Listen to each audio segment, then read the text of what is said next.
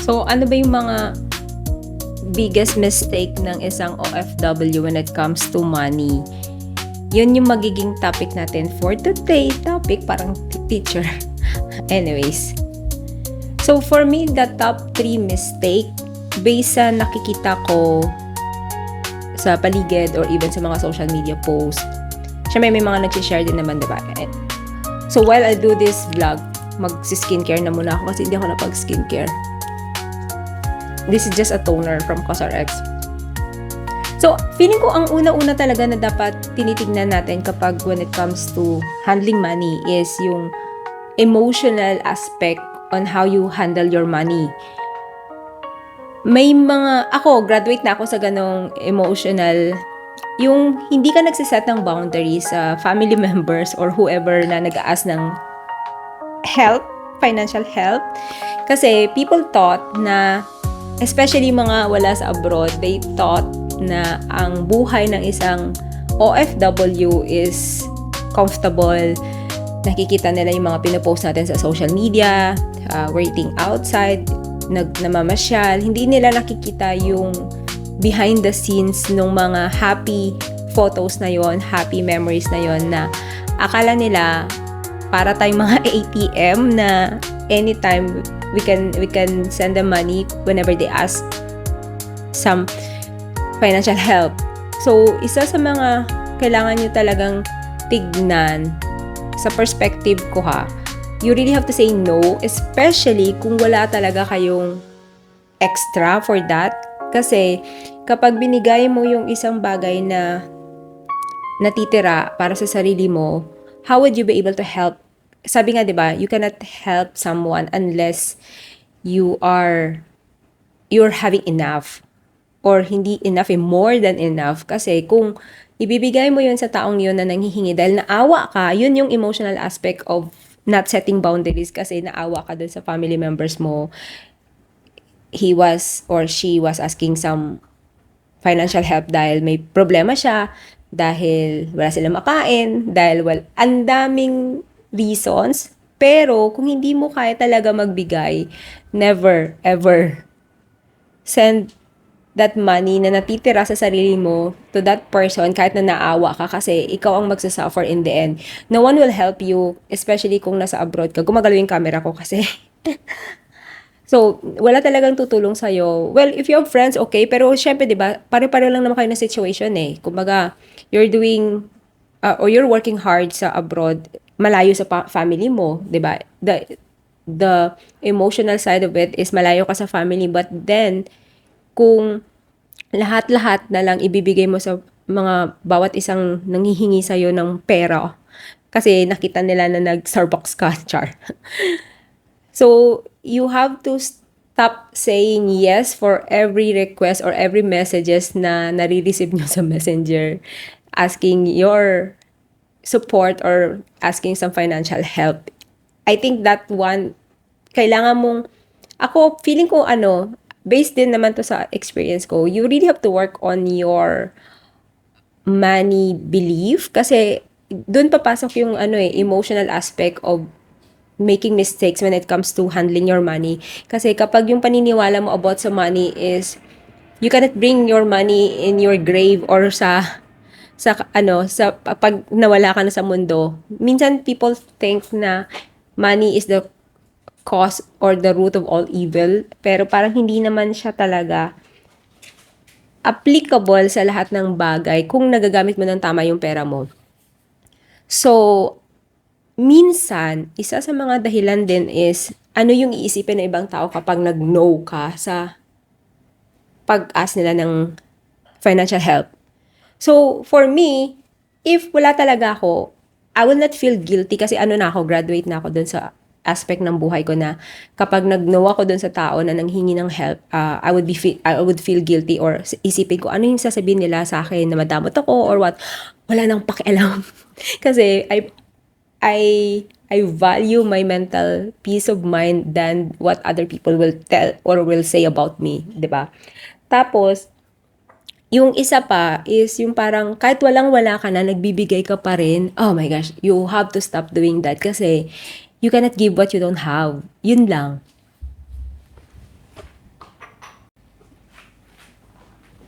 The second mistake about handling money is yung lack of financial literacy. I think this has to be taught sa ano pa lang, elementary days pa lang kasi or even sa household, 'di ba? Or sa tinuturo na siya ng parents. Kasi parang ako, I've learned how to educate myself, ano na, siguro mga 2017 na, ano lang, share story ko lang, personal ko din, personal journey. I wasn't doing well with my finances then before 2017 kasi, ano yun, parang, well, accountant ako by profession, pero yung money belief ko, I think, was wrong kasi at that time, parang katulad nyo or katulad mo na nanonood na makaka-relate, siguro yung paniniwala ko din before is like, money is not something you can really bring sa grave mo, kumbaga. So, hindi ko siya napagtuunan ng pansin or I didn't study well when it comes sa literacy, financial literacy na how does money work. Kasi at the end of the day, kapag yung buhay mo is financially stressed ka, it affects every aspect ng buhay mo. 'Di ba? Kaya ako, inayos ko yung financial stress ko nung 2017. Sabi ko sa inyo talagang inayos ko, hinarap ko yung mga financial obligations ko such as the credit cards.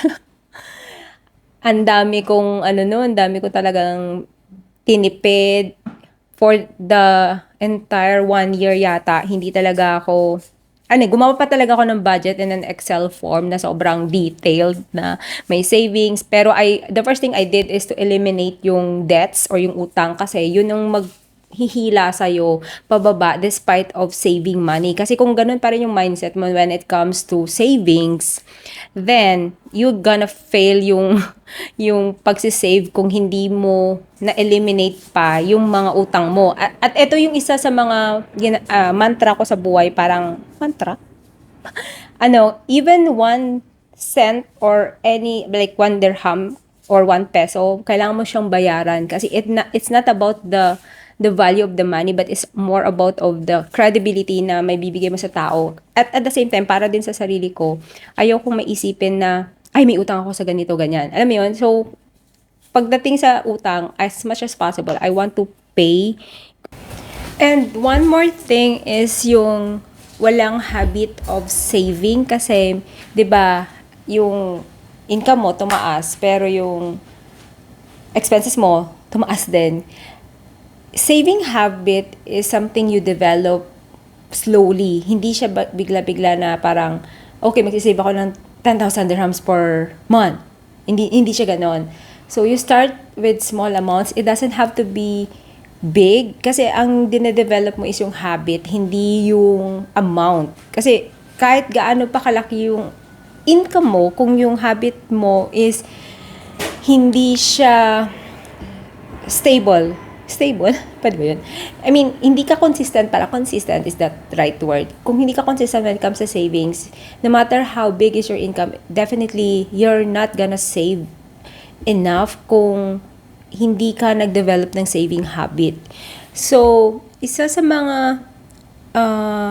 din sa mga nakita ko na parang lack of financial literacy is that yung kapag meron kang financial distress or financial problems, hindi mo hinaharap, hindi mo sinusulat yung mga dapat mong bayaran, hindi mo sinusulat yung dapat mong i-address. Kasi minsan, nagiging fear, harapin na, hanggang sa nagiging cycle na lang yung nangyayari sa'yo on a monthly basis. Kaya yun, parang feeling ko yun yung tinatawag nila na paycheck to paycheck, na hindi mo pa nare-receive yung sahod mo, nakaalat na siya pambayad sa mga na-incur mo na expenses for the past 30 days or for the past few weeks before ng sahod. Kaya siguro siya paycheck to paycheck. Kaya, it's very important na you have a budget, you have written down yung mga dapat mong bayaran. So, you stay within the budget. Ako, sometimes guilty din naman ako dito kasi minsan na out of budget dahil sa impulse buying. Yun yung pang number 3 na mistakes. Yung social validation. Kaya ko siya tinawag na social validation kasi in a way, ang nangyayari parang instead of buying things what you really need, nagiging buying things what you really want. Kasi may napanood ka na video sa TikTok, which is ngayon, ang dami-dami ng mga social media platform to make you consume more. Yung consumerism na tinatawag, na siya ngayon, contagious. Kasi ang dami-daming mga marketing ads, marketing videos na makikita mo, ang mga influencer, they're putting a lot of recommendations kahit na hindi naman siya para sa'yo. So, for me, personal experience before, I used to buy a lot of skincare. Yung 12 steps ng Korean skincare, ginawa ko din siya. So, guilty ako doon. Pero ngayon, I'm being intentional. So, this video is an intentional video on how to save money and to avoid the top 3 big mistakes when making or handling your money. Kaya ako, naging intentional na ako ngayon. For example, sa skincare, it's better na you check first yung skin type mo. Speaking of, kailangan ko pala mag-skincare. So, you have to check your skin type kung oily ka or dry skin. So, you have to check the ingredients kung ano ba siya, suitable ba siya sa skin mo. So, ako, since oily skin ako, I'm using non-comedogenic na products. Yung, kailangan mo i-check yung ingredients niya. Meron mga website to check yung ingredients. Ito yung gamit ko. This is the Geek and Gorgeous Niacinamide. Kasi ngayon, naging minimalist na ako when it comes sa skincare ko. Hindi na ako dati nakatulad na ang dami-dami kong nilalagay sa mukha ko.